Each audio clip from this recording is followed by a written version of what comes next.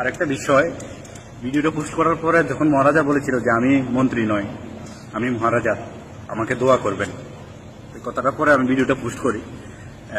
কিছু 191 শরণার্থী, আমি বলতে চাই না, তারপরে বলার উদ্দেশ্য, কিছু লোক, কিছু বাংলাদেশি, নাম না নিয়ে বলি, বাংলাদেশি কমেন্ট করেছে যে কিসের রাজা, কিসের কি। আসলে বাংলাদেশিরা যারা 1971-এর পরে পূর্ব পাকিস্তান তথা বর্তমান বঙ্গ, যেটা বাংলাদেশ থেকে তাদের পূর্বপুরুষরা হতো, তারা কোনোদিন রাজাকে সম্মান করবে না, রাজাকে রাজা মনে করে বলবে না।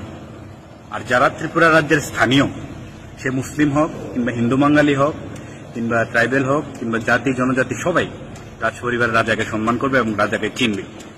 ছিল তো রাজা মূলত ত্রিপুরা রাজ্যের মধ্যে হিন্দুও ছিল, মুসলিমও ছিল, পাহাড়ি বাঙালি সবাই ছিল। মহারাজের আমলে তো মাতা ত্রিপুরেশ্বরী মন্দির তৈরি হয়েছিল, মহারাজা তৈরি করেছিলেন। মহারাজের আমলে তো গেদুমিয়া মসজিদ তৈরি করা হয়েছিল, মহারাজের তৈরি করা। মহারাজের আমলেও ত্রিপুরা রাজ্যের মধ্যে হিন্দু বাঙালিও ছিলেন, মুসলমানও ছিলেন এবং জাতি জনজাতি সবাই ছিলেন। কিন্তু বর্তমানে যারা এই যে মহারাজাকে নিয়ে ঠাট্টা করেছেন, মহারাজাকে নিয়ে উল্টাপাল্টা কমেন্ট করেছেন, আমি আপনাদেরকে বলতে চাই, আগে আপনাদের পূর্বপুরুষদের ইতিহাসগুলো, আগে ইতিহাস সম্পর্কে অবগত